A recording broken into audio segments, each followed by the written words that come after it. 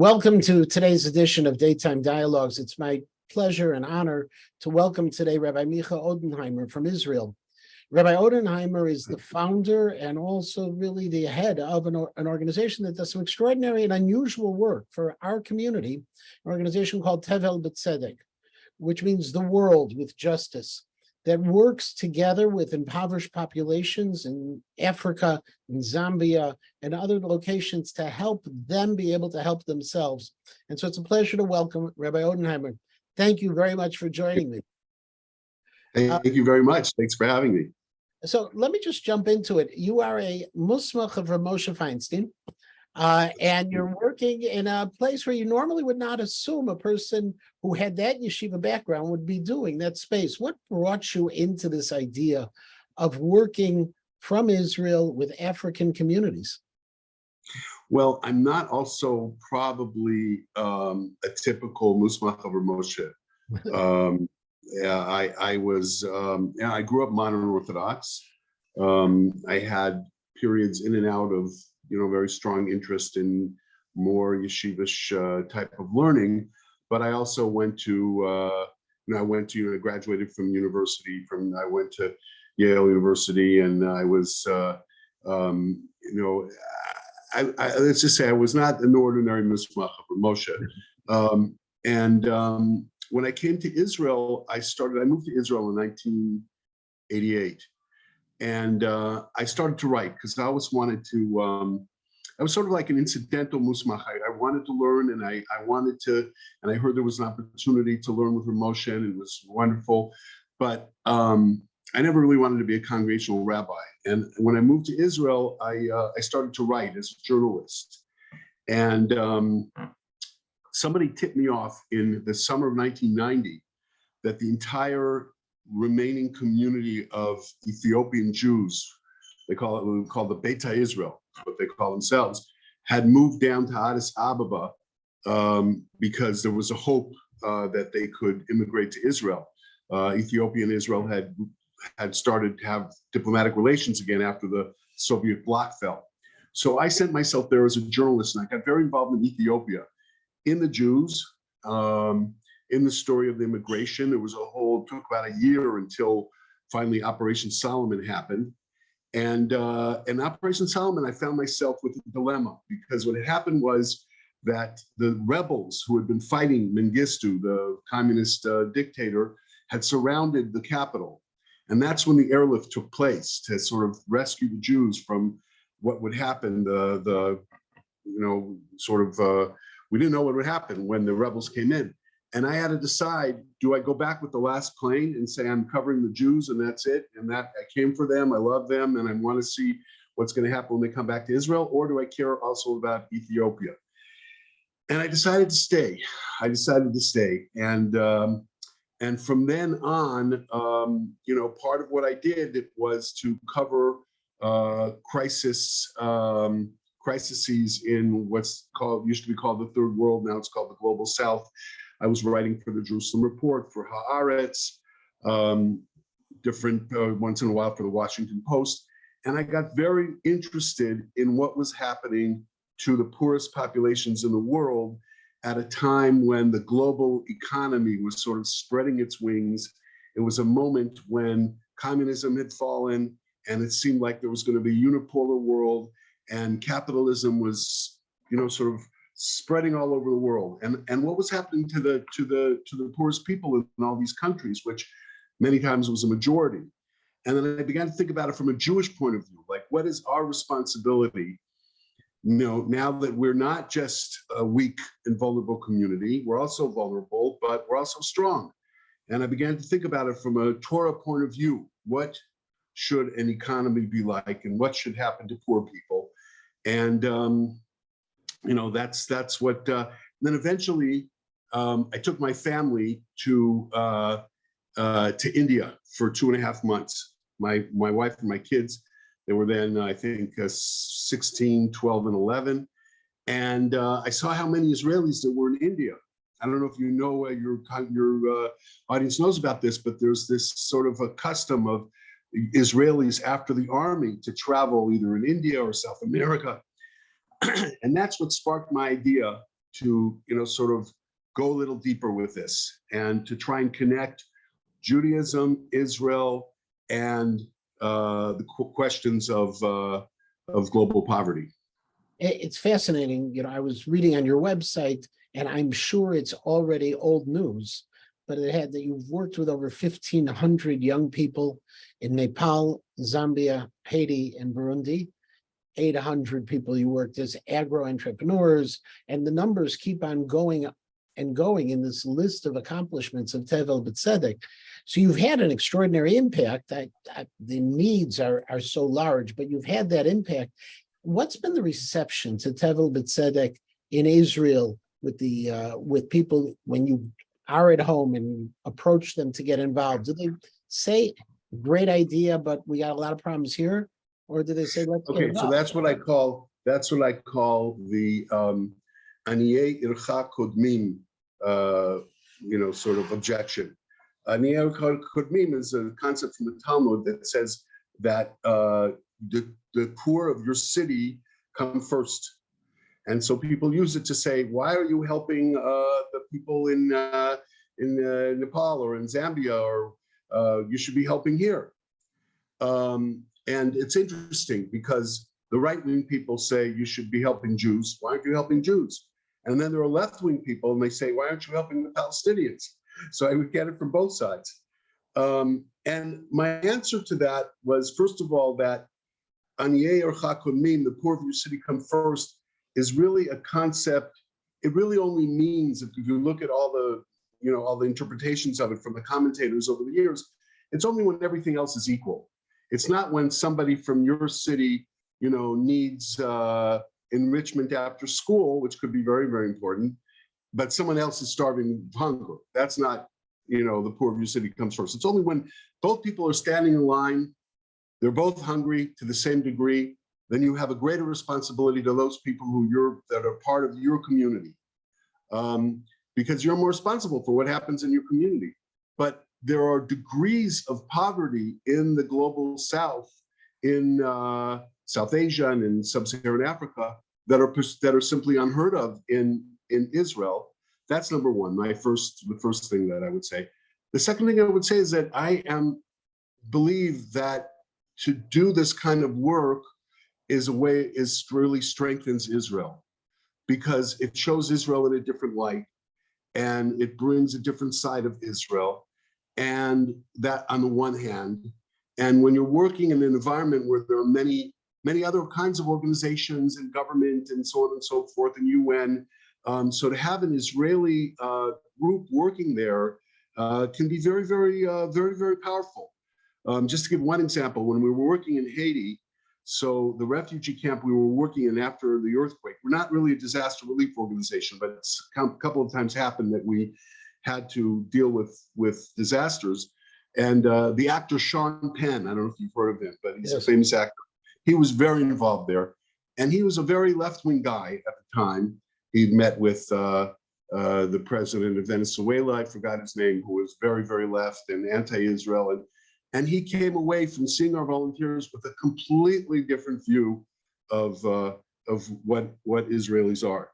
So that's on the one hand. The other hand, I feel that there was a kind of an element there where, there are many secular Israelis, young people, and for them, part of what can turn them off from Judaism, because Judaism is very politicized in Israel, is the idea that religious Jews are only concerned about themselves and their own community.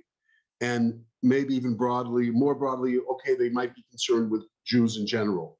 But for a secular Israeli, he looks at the world and he wants to see Judaism acting in a way that's going to secure and help the world's future. And so I feel that what we would do, in our programs would bring secular Israelis closer to Judaism by exposing them to a different, to the I would say, backbone of Judaism, which is to try and create a better world, a more just world.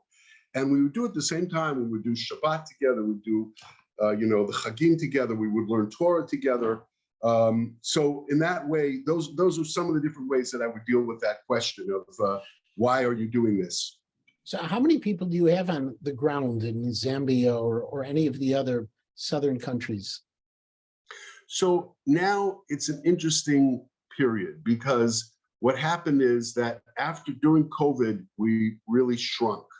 At our height in Nepal, we had about 100 staff, mostly Nepali staff, but also Israelis. At the time when the earthquake hit in Nepal and later on, but COVID really stopped the volunteering program. There was no more volunteering program because it was impossible to travel. And then after COVID, we've really focused on trying to prove a model that we feel is a very crucial model for getting to the roots of poverty, healing poverty at its roots. So we do have volunteering programs, but less of an emphasis on it now. Maybe we're going to expand it later. And our staff is mostly, we have 4 staff in Israel, and we have about 5 staff on the ground in Zambia, but those 5 staff are very involved with training the young people from the village. So we have 32 young people from the villages itself. What we're trying to do is, what we found is that the source of poverty, of extreme poverty, of the people who are really in these terrible slums and who are, malnourished and very, very vulnerable, both in the villages and in the slums, is the crisis of the subsistence farming village. In sub-Saharan Africa and in South Asia also, meaning India, Nepal, some other places, Bangladesh, most of the people still live in villages, rural villages, where mostly they've just been farming for themselves, and mostly just with rainwater. And the population has grown over the last 40, 50 years. And first of all, they were very poor in the first place, but population has grown, the environment has been degraded, the forests have been cut down, which they were able to bring a lot of food for their animals from and so on. And so there's a crisis. The villages aren't able to feed themselves. Almost 90, I'd say 99% of the villages, these kinds of villages, can't feed themselves. And they're the majority of the population. So what we've tried to do is to create a model of how to go into these villages and to, in a 4 or 5 year period, in a comprehensive fashion, to move them from just growing for subsistence and doing whatever they do for a living. Mostly right now in the villages we're in, besides growing that one corn crop, maize crop a year, they cut down trees and burn them for charcoal, and then travel quite far on these rickety vehicles, bicycles, to sell the charcoal on the road. Meanwhile, they're creating desertification. So what we try to do is go in and change their livelihood, change them to be able to do agriculture all year around and to sell in the local markets and to be able to pay for education and for healthcare and have enough food. And that's what we're creating, a model that we feel no one really else has really done. So that's our focus now. So that kind of work isn't being done by other NGOs in general, or just other NGOs out of Israel? It isn't really, I haven't seen what we do in other NGOs. There may be other NGOs that do this work. I haven't encountered it.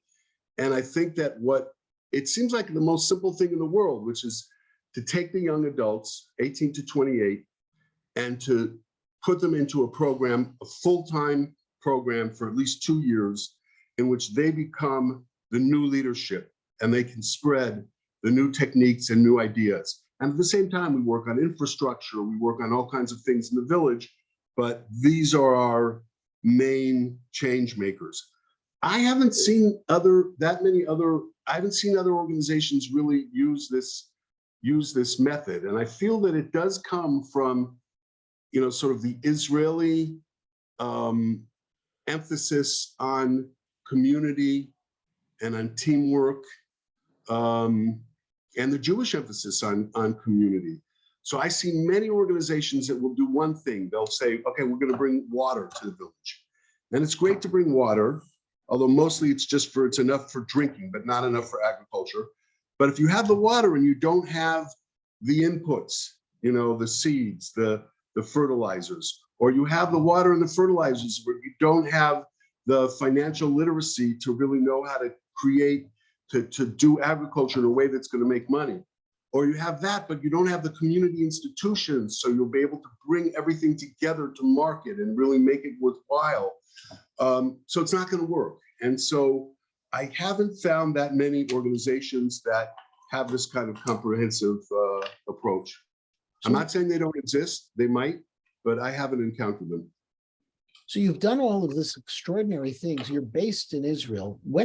Where's your nachas? Where do you look at what you did, and when do you have a chance to even see what you've done and have that nachas? You get over Well, there? I go a lot. Like this summer, most of the summer I was in Zambia, and I did have a lot of nachas from seeing what I did, and I also have nachas from seeing the people, the young Israelis, young Jews, also American Jews who've been involved, come back, say that it's changed their lives, and they may be doing other things to help communities in Israel or in the United States or abroad. So there is a kind of a life-changing experience in being involved. So how do you get the American Jews to be involved on it? The Israelis are traveling and looking for adventure, but how about where do the American Jews come from who participate? The American Jews, just sort of hear about us, see us in Facebook. They're mostly, like the Israelis have mostly been post-army, and the Americans have mostly been post-college. So they just somehow come across us, hear about us. I mean, we do try to advertise. We also have some groups, some shorter groups. For example, we just had, there's a post-high school group called Aardvark that comes to Israel for a year, and they came to Nepal with us, and they're going to come to Zambia with us, for some shorter exposure trips. Are the projects that you have in Nepal versus Zambia versus Haiti, are they different from each other, or are they just, fine-tuned for those unique communities? Well, right, yeah. So we were in Nepal for the longest time. We were in Nepal for about 14 years. And the methodology that we created came out of what we learned in Nepal. Together with knowledge from experts on community from Israel, who came many times to Nepal. There's a woman named Sarala Shatmi Varman, who's really one of Israel's biggest experts on community. She came and advised us. We tried to do the similar things in Zambia, as opposed to, so I'll give you an example. In Nepal, land is hard to come by. I mean, mostly we're working in the hills, and the land is fragmented. The farmers have a little piece of land here, a little piece of land here, a little piece of land here. So there we had a small demonstration farm, and we put it in various places. We had like sort of satellite farms where we would teach different techniques. In Zambia, we were actually able to acquire a 100-acre farm for ourselves in the middle of the village. That is our training and demonstration farm, but also production unit where our youth service program is also growing food that we can sell in order to make the project sustainable. So that's a new kind of add-on. And in every country also, the situation is slightly different. The people are different, the culture is different, the political situation is different, and we have to adjust. But the idea of working in the rural villages in a comprehensive way and helping them move towards small-scale commercial farming, that's something that is true in all the different places that we are.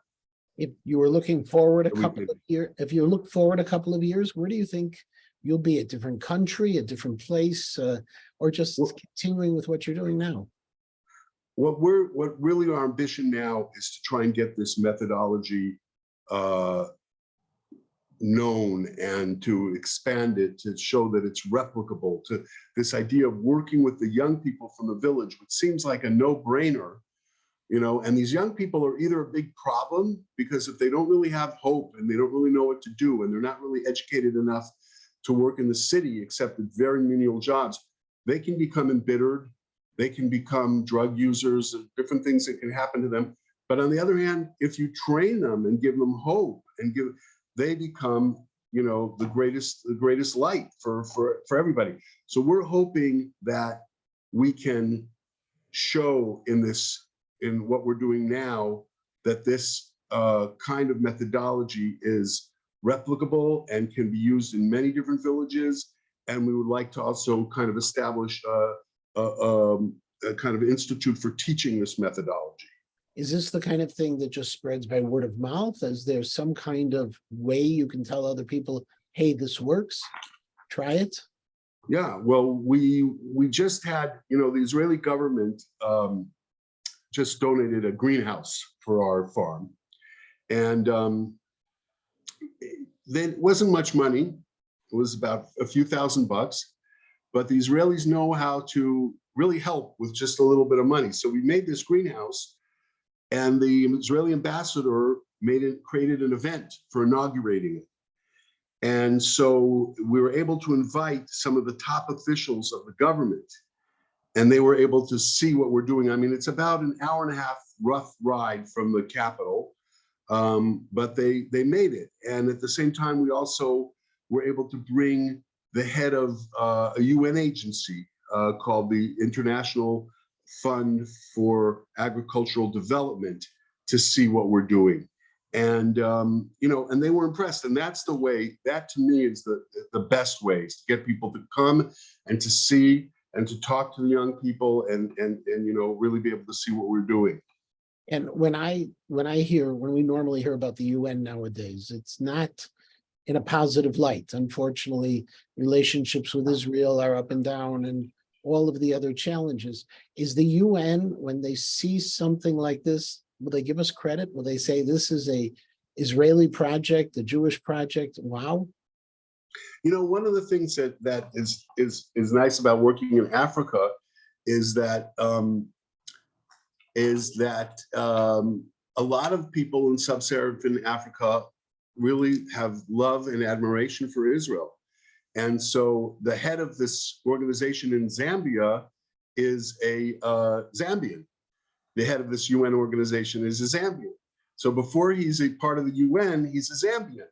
And Zambia is a very Christian nation. And oftentimes African Christians are very pro-Israel. It's a very remarkable thing. I mean, one of the things I see in Zambia is that there are a lot of Christian churches that actually, they want me to bring them kippot and tzitzit when I come to, or a shofar. They're very interested in, the Jewish roots of their Messiah. And, but it also translates into a real respect for Israel.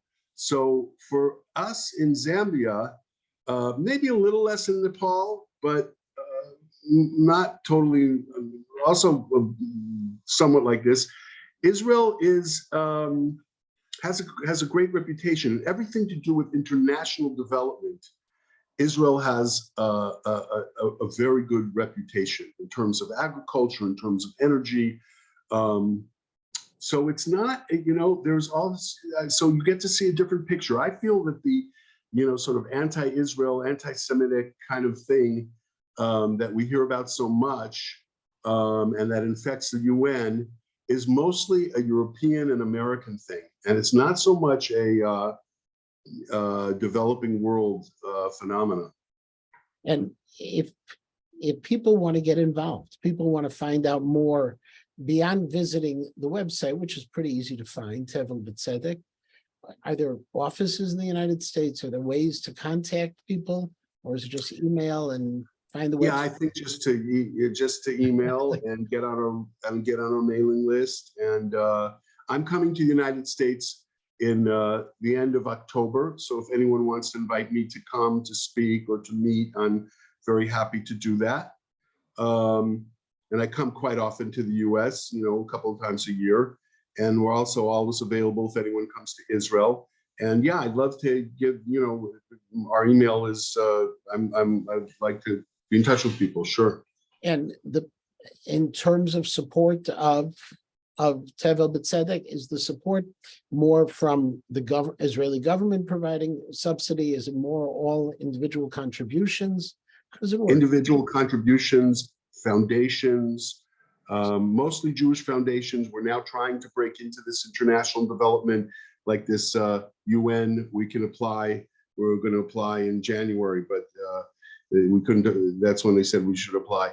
And we're also going to try and, like I said, to expand our production units so that we don't have to rely completely on philanthropy, to do our own agriculture and sell our products, and in that way also support ourselves. But mostly until now, it's from individual support. And we're actually going to starting a crowdfunding campaign next week, mostly on Facebook. So that's always helpful, obviously. That's obviously always helpful, and people should be able to help. When you look, and we have some films, we have videos, we have all kinds of testimonies and things like that. That's the hardest thing, is getting people to actually see what you do when you're working so far away, because that takes that when they see it, they believe it. So looking back, an American-born Jew who wanted to learn, who ended up going to Yale, who ended up becoming a journalist, who ended up in Ethiopia and staying after Operation Solomon, and now working in Zambia and all of these other countries. Is this the kind of story that you would have never imagined, or is this a path that somehow, something you kind of had a feeling about all those years? No, I not at all. When I was in my 20s, I was very close to Rabbi Shlomo Carlebach. And I was just in general very interested in Hasidism and Jewish mysticism and learning. And I sort of moved from there to journalism, which was, I came to Israel, I got married, I became more practical, and I was interested in the world. I kind of moved out of my bubble. And then eventually I wanted to actually change things. Journalism is great and it gives you a lot of knowledge, and certainly it's important, but then at a certain point, I wanted to change things. And I also wanted to give young people that kind of, I think it's a very healing and enriching experience to see life outside of the Western world, and to experience people who are really every day, they sort of have to struggle for their existence, but they do so with a lot of joy of life and a lot of passion and joy of life. And I feel that in some way I also wanted to give that experience to another generation of young Jews and Israelis. On that note, our time is up, and we're coming up to Rosh Hashanah this week. I want to wish you not only a K'tiva v'chatima tova, but continued success in literally making a difference in the world. It should be something you so much. Have much nachat from, and continued growth. So thank you so much for your time, Rabbi, and I look forward to hearing more wonderful things from Tevel B'Tzedek. Bye-bye. Okay, great. Thank you.